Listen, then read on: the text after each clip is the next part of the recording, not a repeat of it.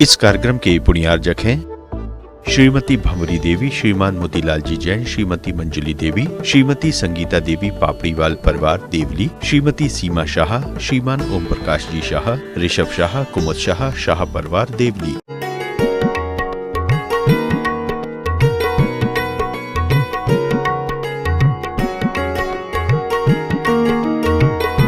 जैन दर्शन का कोई प्रवर्तक नहीं है, कोई संस्थापक नहीं है, उद्घाटन करता तो है, उद्घाटन जरूर किया है, जैसे अनावरण जरूर किया है, जैसे पूज्य शांति सागर जी, ज्ञान सागर जी, आचार्य विद्यासागर जी महाराज, सांगानेर की प्रतिमाओं का, पूज्य सुधा सागर जी महाराज के चित्रों का अनावरण होता है, मगर इनके बनाने वाले कौन हैं?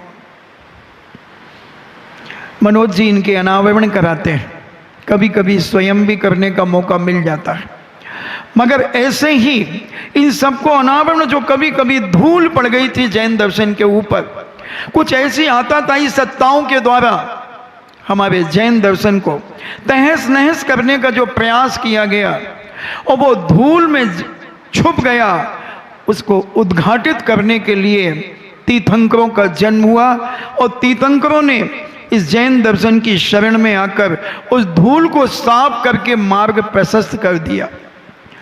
जैसे अभी ब्रिटिश सरकार के समय दिगंबर मुनियों को उत्तर भारत में प्रवेश करने का निषेध था। लगभग 600 साल तक दिगंबर मुनि उत्तर भारत की तरफ प्रवेश नहीं कर सके। दक्षिण में मठ बना करके रहने लगे थे, वहां स्नान करने लगे थे, चद्दर लपेट करके निकलते थे, चटाई लपेट करके निकलते थे, बहुत भीड़ में मिलकर के निकलते थे। मगर एक अंतरात्मा को यह वेदना हुई कि ये दिगंबर जैन दर्शन कोई कायरों का नहीं है, ये तो सिंह के समान चर्या करने वाले साधु संतों का है। तब एक 7 गौड़ा नाम का एक युवा के अंदर ये टीस लगी और धीरे धीरे वो टीस उनकी इतनी बढ़ती गई कि उन्होंने कहा कि जब तक मैं स्वयं दिगंबर नहीं बनूंगा तब तक उत्तर भारत में दिगंबर मुनियों का निकलना मुश्किल सा रहेगा। पूज्यवर ने दिगंबरी दीक्षा ली, पहले क्षुल्लक एलक दीक्षा हुई और जब दिगंबर दीक्षा लेकर के यत्र तत्र विचरण करते हुए उत्तर भारत की तरफ जो आए, एक स्थान पर उन्हें रोक लिया गया। कर्फ्यू लगा हुआ था, पूज्यवर को रोका, वो आहार चर्या के लिए बाहर निकल गए और जब ब्रिटिश सरकार के पदाधिकारियों ने, प्रशासन ने उन्हें रोका, वो वहीं ध्यान लगा करके बैठ गए और जब उनके ऊपर से आग के शोले गिर रहे थे और नीचे से आग तप रही थी, फिर भी वो विचलित नहीं हुए। उनकी तपस्या और त्याग देख करके ब्रिटिश सरकार का शासन हिल गया और उन्होंने घोषणा कर दी कि दिगंबर साधु भारत में यत्र तत्र कहीं भी विचरण कर सकता है, उसे दुनिया की कोई ताकत रोक नहीं सकेगी। बंधु, वो पहले मठों में साधु रहते थे और इतने शिथिलाचार्य का धारण कर लिया गया था, इतनी शिथिलाचारी आ गई थी कि वो स्नान करने लगे थे। जो 28 मूल गुणों में एक मूल गुण है अस्नान व्रत, जो दिगंबर साधु कभी स्नान नहीं करता। हाँ, जब उसके पैर से कभी हड्डी टकरा जाए या कोई ऐसा अपवित्र व्यक्ति टकरा जाए तब वो एक दंड स्नान प्रायश्चित के रूप में करते हैं, कमंडल की टोंटी से उस स्नान को करते हैं। बाकी ऐसे अपनी साफ सफाइयत के लिए, स्वच्छता के लिए स्नान नहीं करते। तो ऐसे पूज्यवर शांति सागर जी महाराज ने इस दिगंबर धर्म की ध्वजा को आगे बढ़ाया। साधु बहुत थे, वो स्नान करने लगे, एक पंचम जात का कलदार भोजन में लेने लगे, मठ बना करके रहने लगे। जब ये वेदना उनको हुई तो उन्होंने सारी दुनिया को दिखाया कि दिगंबर साधु क्या होता है। बंधु, हम समझें, ये जैन दर्शन किसी का बनाया हुआ नहीं है, ये अनादि काल से है। जब से सूरज और चांद हैं, जब से दुनिया में सुख और दुख है, जब से दुनिया में नरक और स्वर्ग है, जब से दुनिया में मंगल और अमंगल है, जब से ये जैन धर्म है। धर्म का मतलब क्या? वस्तु स्वभाव धम्मो, वस्तु का जो स्वभाव है वही धर्म है। जैसे बर्फ का स्वभाव शीतल है, ये उसका धर्म है। अग्नि का स्वभाव उष्णता है, ये उसका धर्म है। चोर का स्वभाव चोरी करना, है उसका धर्म है। सज्जन के व्यक्ति का स्वभाव सज्जनता से ओतप्रोत होकर अपने और अपने परिवार को सुख शांति से परिपूर्ण कर देना, ये सज्जन व्यक्ति का स्वभाव होना चाहिए। मगर आज हम ना जाने कौन से विभाव में जब परिवर्तित हो जाते हैं, हम अपने स्वभाव को खो देते हैं और अपनी मानसिकता में एक नहीं अनेक तनाव पैदा कर लेते हैं। और ये तनाव, ये डिप्रेशन हमारी जिंदगी को दुखी कर देते हैं। हम एक ऐसा भय पैदा कर लेते हैं कि उस भय के कारण हम अपने आप को पहचान नहीं पाते, हम अपने आप को मजबूत नहीं बना पाते। और जैनाचार्य कहते हैं कि तुम्हारी आत्मा में वो अनंत शक्ति है कि अगर उस आत्मा की पहचान जिस दिन हमें हो जाए तो पूरे ब्रह्मांड को हम हिला सकते हैं। इतनी ताकत एक एक व्यक्ति के अंदर है, मगर हमें अपनी ताकत का भान नहीं होने के कारण हम दुखी हो जाते हैं। एक दिन एक छत्री और एक 36 का झगड़ा हो गया। 36 जानते हैं? 36 और छत्री आप जानते हैं कि जिसकी छत्र छाया में जो व्यक्ति आ जाता है उसके जीवन में सुख शांति और समृद्धि दिन दूनी रात चौगुनी बढ़ने लगती है। उसका नाम छत्री होता है। छत्री और 36 का जब झगड़ा होने लगा तो 36 इतना उत्तेजित हुआ, अब उसने छत्री को नीचे पटक दिया और छत्री के ऊपर बैठ गया। छत्री भूल गया था कि मैं छत्री हूं, नहीं समझ में आया, पिट रहा था बेचारा। इतने में एक नौजवान निकला और देखता है कि अरे ये तो मेरा साधर्मी भाई है। और इस 36 की इतनी औकात कि मेरे भाई को ये मार रहा। उसने उसकी पीठ थपथपाई और कहा, दोस्त तुम छत्री हो, तुम्हारे बाप दादा राजा और महाराजा थे, तुम राजपूत हो, तुम राजाओं के बेटे हो। उसने कहा, क्या मैं राजाओं का बेटा हूं? और एक उछाल मारी और वो 36 को नीचे पटका और काला पकड़ करके 3 चाव सौट दिए, मुंह फट गया और अपने घर उठ करके आ गया। पिताजी से कहता, पिताजी मुझे आज मालूम चला कि मैं छत्री हूं। शायद हम भी इसी भूल में हैं, हम भी इसी भूल में हैं अपने जीवन में कि हम कौन हैं। हम अपने आप को एक बहुत कमजोर सा, एक बहुत सीधा साधा सा आदमी समझते हैं। नहीं बंधुओं, हम कभी किसी का विनाश नहीं करेंगे, मगर जब कोई हमारा विनाश करेगा तो हम तलवार खींच लेंगे। क्योंकि हमारे 16 श्रृंगारों में पुरुषों के बाद एक तलवार और एक कटार भी हमारे जैनाचार्यों ने कही। हम अपना वीरत्व जगाएं। और वह मेघसेन धीवर ने अपना वीरत्व जगाया और गुरु की आज्ञा मान करके मछली को छोड़ा और घर जब लौट के आया तो श्रीमती ने उपेक्षा कर दी। उसने कोई अपेक्षा नहीं रखी श्रीमती से और वहीं पाटे पर लेट गया। पाटे पर लेटा, लकड़ी के तख्ते पर लेटा, सांप ने काटा, मर गया। शरीर मरता है, आत्मा न मरी है न मरेगी, न गली है न गलेगी, न सड़ी है न सड़ेगी।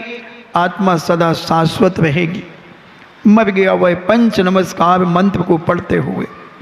घंटा भी मर गई उसके साथ में, अग्नि में चिता में जल करके मर गए दोनों प्राणी।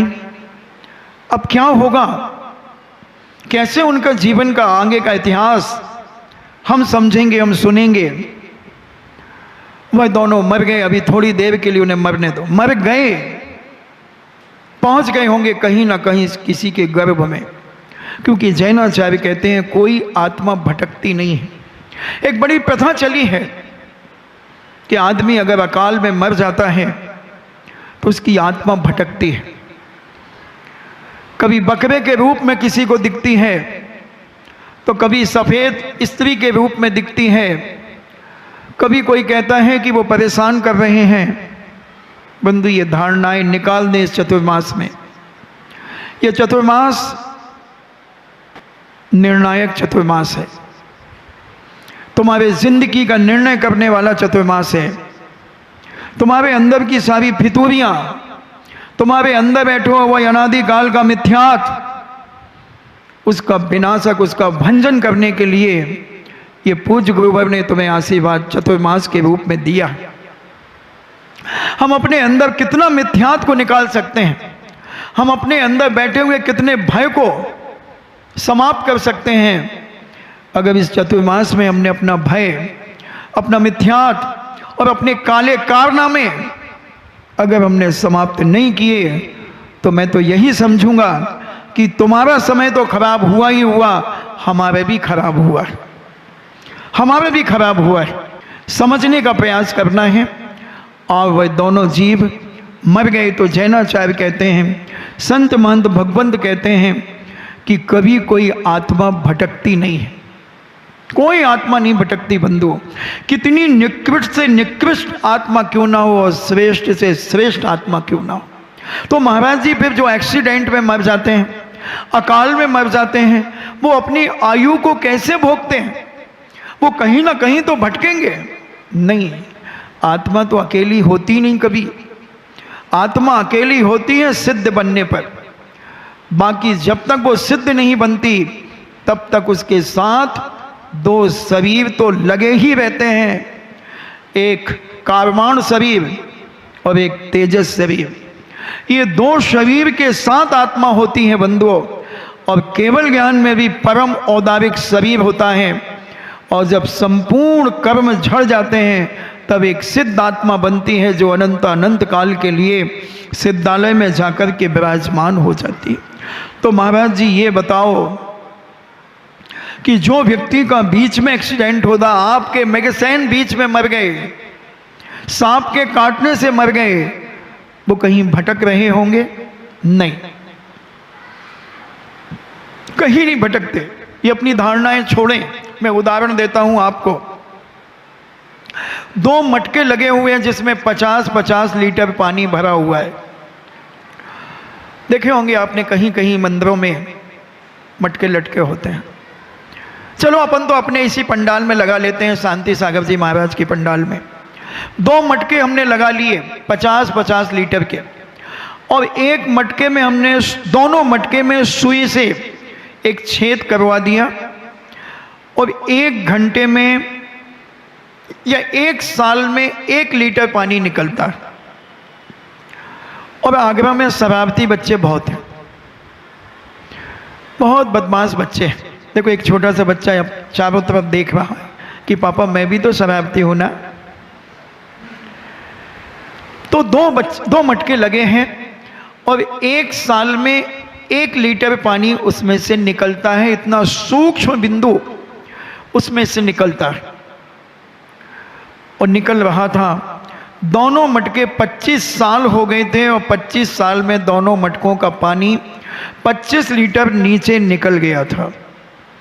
और एक बच्चा खेल रहा था, क्रिकेट खेल रहा था इसी पंडाल में, जब चातुर्मास नहीं हो रहा था, खाली पड़ा था। तो उसने कहा चलो गेंद भी बाहर नहीं जाएगी, ढूंढना भी नहीं पड़ेगा, इसी के इसी मिल जाएगी।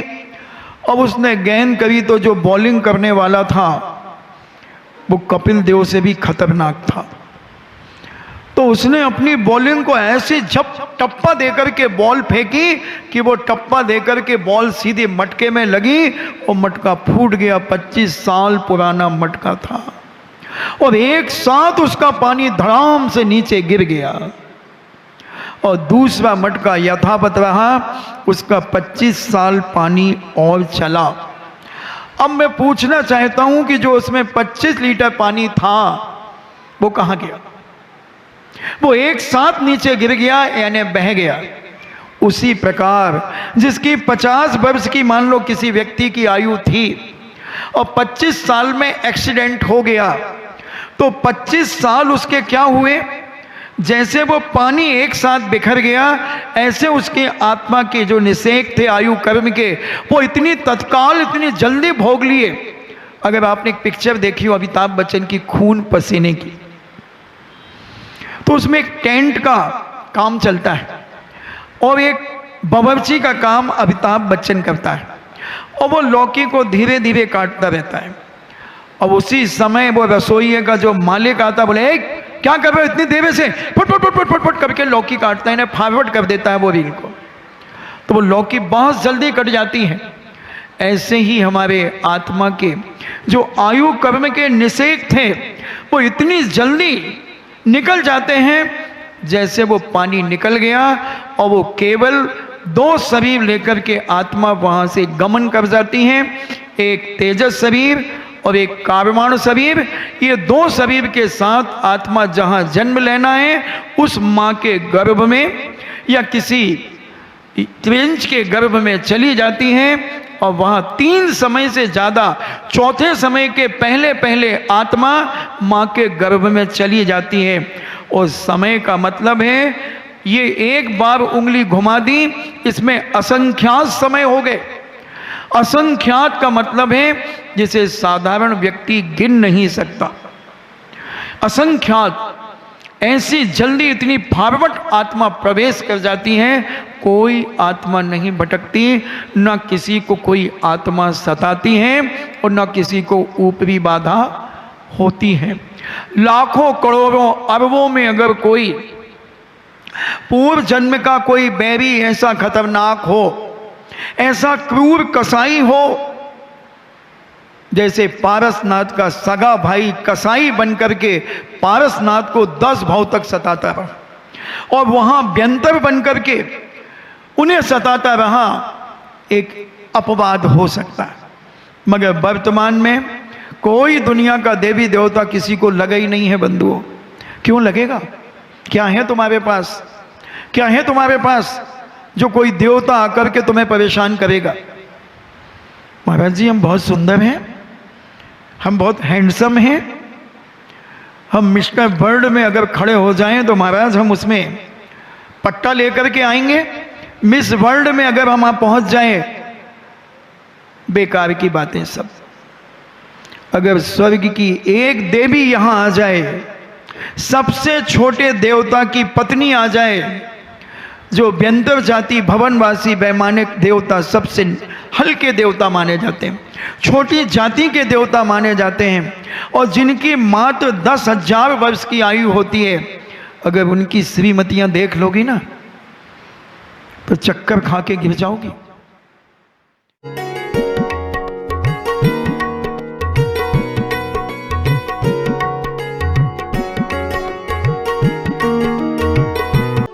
इस कार्यक्रम के पुण्यार्जक थे श्रीमती भंवरी देवी, श्रीमान मोतीलाल जी जैन, श्रीमती मंजुली देवी, श्रीमती संगीता देवी पापड़ीवाल परिवार देवली, श्रीमती सीमा शाह, श्रीमान ओम प्रकाश जी शाह, ऋषभ शाह, कुमुद शाह, शाह